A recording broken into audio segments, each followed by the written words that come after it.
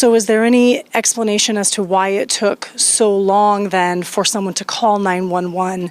You have surviving witnesses to an incident at 3 or 4 in the morning, and the 911 call didn't come until noon?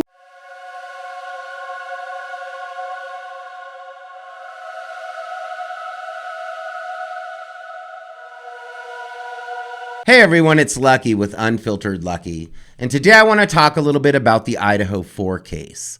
I want to talk about some core questions that I've had throughout this case, and I was thinking with all of this new information that's coming out, all of these new documents and this new body cam footage and surveillance camera footage, that some of these questions might be answered, but they still haven't been answered as of yet. Now, these are just my questions.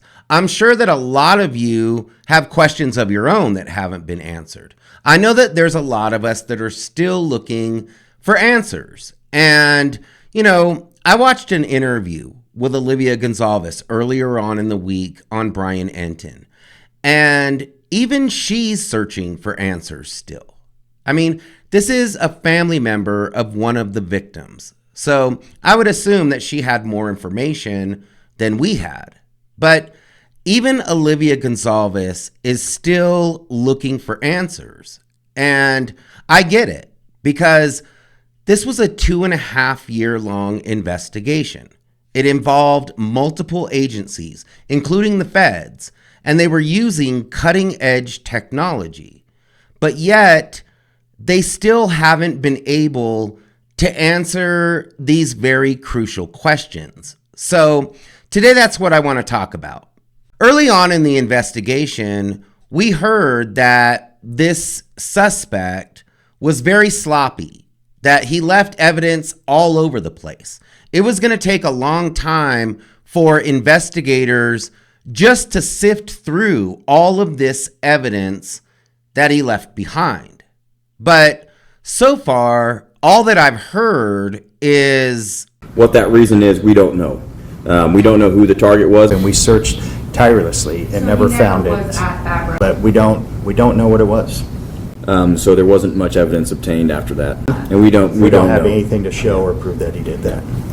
There is no evidence that we found that would lead us to any specific, even general location as to where the murder weapon or the clothes have been, and we searched. So it's in this of where it could have been, and we just were not able to find it. And we just never found it. It wasn't a lack of trying. They almost seem more confused than we are. You would think that after a 2.5-year investigation, that the prosecution would be able to provide us with some definitive answers, but they can't. So, of course, people are going to have questions. There was this long, complicated investigation, and it seems like it didn't really turn up a whole lot. Now, it seems strange that the prosecution and law enforcement would just stand at the podium and just continue saying, "We don't know. We have no idea. We have no evidence of that." It seems odd that they don't have any definitive information. So, one of the questions that I've had from the very beginning, and I still don't feel like we've gotten an answer to this, is why did Dylan and Bethany wait for 8 hours to call for help? What was the reason for that? We still haven't gotten an answer to that yet. Because, in my opinion, I've always felt that it has something to do with substances, or possibly that they were worried about calling law enforcement because they were drinking and they were underage. I mean, there's a lot of different reasons why Bethany and Dylan wouldn't call 911. But to me, there's no way that they didn't hear what was going on inside this house. And as we're learning more information, the autopsy reports are coming out, and the statements that were made by Bethany and Dylan, in my opinion, it's more apparent than ever that they heard exactly what was going on inside this house. Those types of attacks do not happen silently. Dylan said, "I saw the guy. She heard things." Dylan had to have an idea of what was going on. So, did law enforcement even ask Dylan and Bethany why they waited so long to call 911? That's why this trial would have been so important. Dylan and Bethany, in my opinion, really lucked out that Brian Kohberger took this plea deal, because had he not done that, they would have had to take the stand. They would have had to testify. And I feel like Ann Taylor likely would have made them both look really bad. I mean, think about it. You're in a house where a quadruple homicide takes place. It's all committed with a knife. And you're telling law enforcement that you heard things and that you saw things, but you still didn't call 911 for 8 hours. And you didn't even call 911 first. You called friends over so that they could walk upstairs and they could look into your house and see what was going on because you were too scared to do so. So that's probably a pretty good indication that maybe you should call for help. In my opinion, the delay by Dylan and Bethany to call for help for 8 hours is what drew a lot of people to the Idaho 4 case. It definitely raised a red flag for me when I heard this in the very first press conference from Chief Fry. So is there any explanation as to why it took so long then for someone to call 911? You have surviving witnesses to an incident at 3 or 4 in the morning, and the 911 call didn't come until noon? You know, it really got a lot of people's attention because it makes absolutely no sense. This is one of those questions that I don't think we will ever get an answer to. To me, this makes Dylan and Bethany look really bad. So it seems as though they would want to put out some sort of explanation, but apparently that's not the case. Something else that makes no sense, even after this new information that's come out, is the timeline. Law enforcement stated that they believe that these crimes happened between 4 a.m. and 4:25 a.m. But they also said that they used this camera footage from 1112 King Road of this car that's driving back and forth in front of this camera to help put together a timeline along with Dylan Mortensen's statements. But the car that's driving past this camera is driving past at different times than they're telling us that these crimes happened. I mean, they're telling us that these crimes began at 4 a.m., but this car is still driving past this camera toward the house, or what we believe is toward the house, at just after 4:07. And then this car that they believe is Brian Kohberger's is seen speeding away at 4:20. So where do they get the timeline of 4 a.m. to 4:25 a.m.? Why not just say that, it happened between 4:07 and 4:20?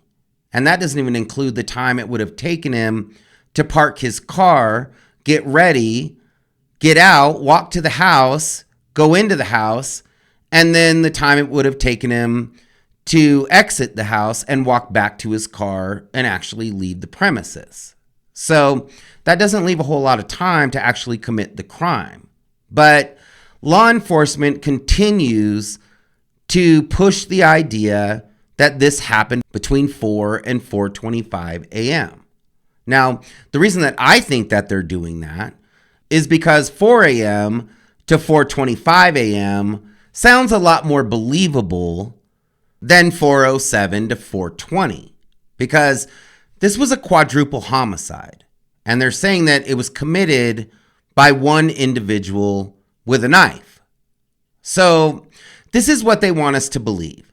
They want us to believe that at 4:07 a.m., Brian Kohberger was driving his white Hyundai Elantra to the King Road house. Now, he parks somewhere, and then he has to get ready, put his mask on and get ready to go in and commit this quadruple homicide. He's getting ready to walk into a house full of people with a bunch of cars parked outside. So he's getting ready, and then he enters the house through the sliding glass door, which is unlocked. So after he enters the house, he goes directly to the third level and attacks Maddie and Kaylee. Now, we've seen these autopsy reports that have just come out. We can see that both of these victims suffered numerous injuries. Whoever committed this crime was on the third level for a little while. I mean, this took some time. Judging from their injuries, this doesn't appear to be a perpetrator who was just trying to get in and out. This to me seems like somebody who was really not that concerned about getting caught. So this suspect spent some time on the third level. Then law enforcement wants us to believe that Xana heard what was going on upstairs and she went upstairs to investigate. This is when she discovers the attacker, and the attacker realizes that he's been discovered, and he chases Xana down the stairs to the second level. Now, Xana runs downstairs through the opening and past a plastic folding beer pong table that has a bunch of red Solo cups on top of it, along with a beer bottle and a few other things. And this table is basically wedged in this room with very little room on both sides in order for people to get around it. If you watch the body cam footage from when Moscow Police Department first gets to the crime scene, you can see that the officer that's walking from Xana's bedroom back out to the main room has to turn sideways and scoot past this table in between the end of the table and the wall. So law enforcement is telling us that two people ran by this table, somehow squeezed through that very narrow opening and headed towards Xana's bedroom without disturbing the red Solo cups, the table, anything in this area. So after Xana and this attacker make it around this beer pong table and run down the hallway to Xana's bedroom, this is where the attack on Xana takes place. And again, from the autopsy reports, we know that Xana suffered many, many injuries, including a fracture to her skull. Now, we also know that Ethan is supposedly sleeping just a few feet away from where this attack is taking place. And law enforcement keeps telling us that Ethan was asleep. He was attacked while he was sleeping. So while this attacker was inflicting multiple knife wounds as well as fractures to Xana, just a few feet away from Ethan, he's just laying there sleeping. He's not hearing anything that's going on. Nothing is waking him up. I mean, think about how ridiculous that sounds. So after this attacker moves on from Xana, he moves over to Ethan. Now, Ethan was not a small young man. He was 6'4" and athletic. So now this attacker is moving on to Ethan. He's still holding the same weapon that he's used already for the last 3 victims. He's already used this weapon over and over and over. And somehow he's still holding on to it and he's still using it because law enforcement believes that this was the only weapon that was used. So again, we've seen the autopsy reports. We know that Ethan also suffered multiple injuries. So all 4 victims in this crime suffered multiple injuries. You know, that would not be an indication that this was someone who was in a hurry. This does not appear to be an attacker who is concerned about the noise, concerned about the length of time that they're in the house, or concerned that anyone is going to call for help. This attacker does not seem to be worried about that. So from what law enforcement is telling us, after this attacker takes Ethan's life, he exits Xana's bedroom, walks back through the common area, and then walks right past Dylan Mortensen's bedroom door. And she's standing in this doorway, and they make eye contact. Dylan says that this attacker looked at her. She doesn't understand why he didn't attack her. So that seems strange, right? Because when Xana discovered him, he chased her all the way across the whole entire house in order to take her life. But when Dylan sees him, she's right there and she's trapped, but he chooses not to attack her. And according to Dylan, this is when he exits out of the sliding glass door. Now, after he exits out of the sliding glass door, obviously he would have to get to his car and, get in, start the car, and take off. Now, at this point, he would be experiencing a monumental adrenaline dump. I mean, he just took the lives of 4 people with a knife. So this attacker would not be right. This attacker, would not be in his right frame of mind. And law enforcement wants us to believe that all of this happened in between 4:07 and 4:20 a.m. 13 minutes. And that includes the time it took for him to drive his car to the location, get out, walk to the house, and then walk from the house back to his car and actually get back in front of that 1112 camera. So, from my estimation, the time that it actually took to commit the actual crimes is probably somewhere around 7 to 8 minutes. And law enforcement is trying to say that they did a reenactment and they really believed that this crime could have been committed in under 4 minutes, which, in my opinion, is ridiculous. I mean, this guy was not just running from room to room, taking people's lives. Dylan heard him talking to one of the victims. He said, "I'm here to help you," according to Dylan. So this doesn't sound like an attacker who's in any kind of rush. So the timeline just really doesn't make sense for one attacker.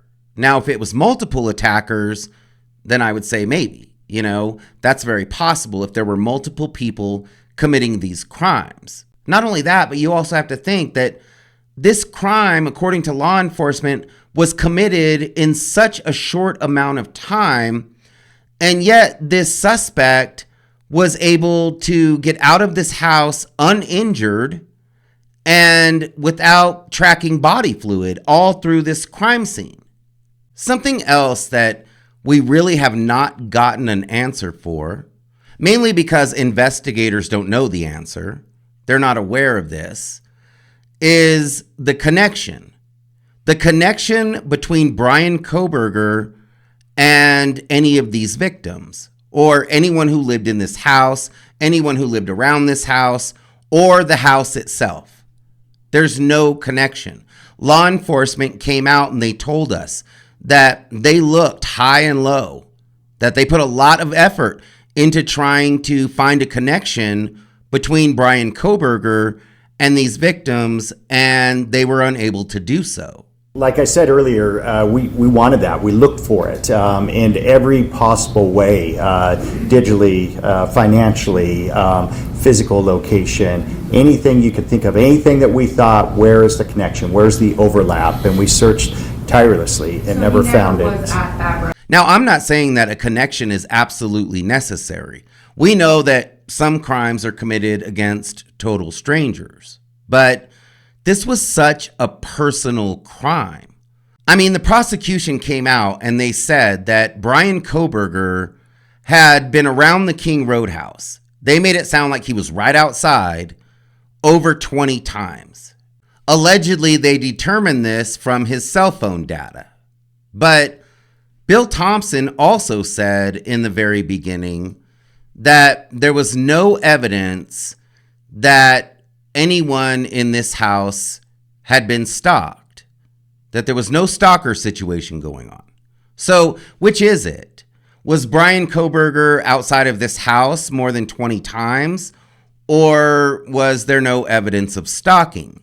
They kind of contradicted themselves when it came to this issue. But they did come out and clearly say that they were unable to find any connection between Bryan Kohberger and this house or any of these victims. So that just seems strange. Now, something else that I want to talk about that law enforcement has said they have no idea about is a motive. I mean, obviously this crime was committed for a reason. We don't know what that reason is, and investigators also don't know what that reason is. Whether there was clear proof of a specific motive, because we knew it wasn't legally required, and practically speaking, we knew it wasn't something that we possessed that we could give to the jury without speculating. You know what would have been really convenient is if they would have asked Bryan Kohberger to allocute in order to accept this plea deal. Then they may know a reason about why he committed these crimes. But as of right now, we have no clue why Bryan Kohberger would have committed these crimes. So that seems odd. And again, I'm not saying that a motive is absolutely necessary, but now we don't have a connection and we don't have a motive. So these things start adding up. So last, but certainly not least, is something that I've been looking for in all of this new information.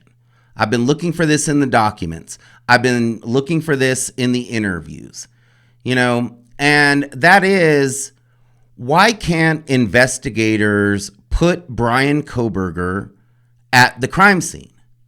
Why can't they place him at 1122 King Road? It doesn't make a lot of sense. I mean, like I said, this was a very extensive investigation, 2.5 years.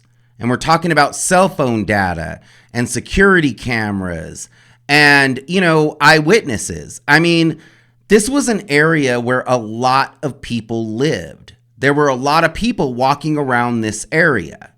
And not one person has come out to say that they ever saw Bryan Kohberger anywhere around this house. I mean, I feel like Bryan Kohberger has kind of a look that you would probably remember. Not to mention, he's 8 years older than these victims. So, in my opinion, he would stand out like a sore thumb. But we've never heard of anyone come out and say that they've seen Bryan Kohberger or his Hyundai Elantra anywhere near the King Road house. We definitely haven't heard anyone say that they had seen him at the King Road house at any time. There's no photos, there's no video, there's no, cell phone data that puts him at the actual house. There's no witnesses. So doesn't that seem odd that they can't put Bryan Kohberger at this crime scene? With all of this technology, they can't put Bryan Kohberger at the King Road house. I mean, to me, that just doesn't make sense. So we had this long investigation, 2.5 years, and there were multiple agencies, including the feds, working on this case. And they still can't explain why Dylan and Bethany didn't call 911 for 8 hours. They still can't explain that. They still can't explain why, they're saying that it was 4 a.m. to 4:25 a.m. when we know that if they used the video footage of this car that they believe is Bryan Kohberger's car, then this car was still driving around at 4:07 as well as 4:20. So that would mean that they tacked on 12 minutes to this timeline where they would have known that this car was out driving around, So they still don't have an answer for that. They don't have a connection. In 2.5 years of investigating this case, they still don't have a connection. They don't have a motive. They don't have any explanation for why Bryan Kohberger would have committed this crime. And last, they can't place him at the crime scene. No connection, no motive, and they can't even definitively prove that Bryan Kohberger was ever at the King Roadhouse. So make that make sense. These were just a few of the questions that I was thinking about while I was watching this interview with Olivia Gonsalves on Brian Entin. Because, I've heard a lot of people say he pled guilty. Why are you still questioning this investigation? Why are you still questioning this case? But even Olivia Gonsalves, a family member of one of the victims, is still questioning this investigation. She's still questioning the details that surround this case because obviously it doesn't make sense to her, just like it doesn't make sense to a lot of us. And there's a reason, because investigators really haven't given us any solid answers. I mean, if you look at their press conferences, they're standing up there and they seem to be proud of this investigation. But when you really look at it, they spend the entire press conference saying, we don't know. We couldn't figure that out. There's no evidence that points to that. So they're really proud of this investigation, but they didn't really solve anything. I said this in my last video, and I want to reiterate this because I think that it's important. When Bryan Kohberger pled guilty to these charges, he let a lot of people off of the hook. He let Dylan and Bethany off of the hook because they didn't have to testify. And in my opinion, Ann Taylor, I think, would have destroyed their stories on the witness stand. I don't think that their testimonies would have come across very well because, common sense tells you have two people alive inside this crime scene who, from the new information coming out, sounds like they heard everything and they never called for help, whether it was for their own selfish reasons or they knew the people who were involved or whatever reason that it was. That is something that's hard to explain away. I've been saying from the very beginning, the 8-hour delay cannot really be explained if these two roommates were conscious and had their phones, which we know that they were. So, that just doesn't make a lot of sense. And I don't think that would have played well on the witness stand. I think Ann Taylor would have taken advantage of that and maybe been able to get to the bottom of some things. So by Bryan Kohberger pleading guilty to these charges, Dylan and Bethany didn't have to go through that. The prosecution didn't have to prove their case to a jury, which Bill Thompson and investigators have already admitted that they didn't have a lot of the answers to very crucial questions when it came to this investigation. It just doesn't add up that the prosecution was so confident in their case, and yet all of their evidence was circumstantial. All of their evidence could have been challenged by the defense. This, in my opinion, was not a solid case. I feel as though jurors would have wanted more information that the prosecution didn't have. So yeah, when you have investigators standing in front of the public telling them that they really don't have any answers to their questions, then that's going to look suspect. It's still very confusing to me why Bryan Kohberger would drive from Washington, which is a non-death penalty state, to Idaho, which is a death penalty state. I mean, if he was so concerned about this death penalty, why would he do that? There's just so many pieces to this puzzle that don't fit together.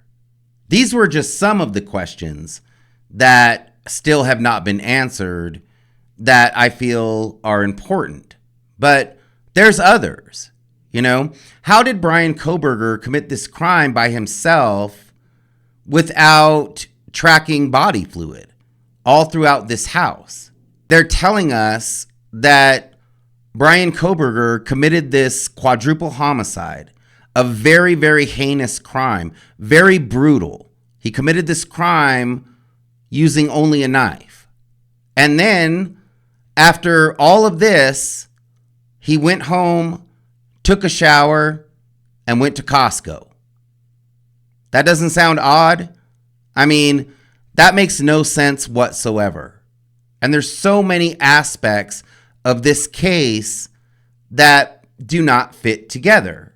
There's so many people out there that can't wrap their heads around this case. And these investigators really haven't helped all that much. I mean, they didn't really get a whole lot of answers themselves. It wasn't a lack of trying. There's a lot of people questioning this case. Even though Bryan Kohberger already pled guilty, there's still a lot of pieces of this puzzle that do not fit together. So let me know what you think in the comments. And thanks for hanging out with me today. I really do appreciate it. And if you liked my video, please hit the like button and consider subscribing to my channel. I hope that y'all had an amazing day. We'll see you next time.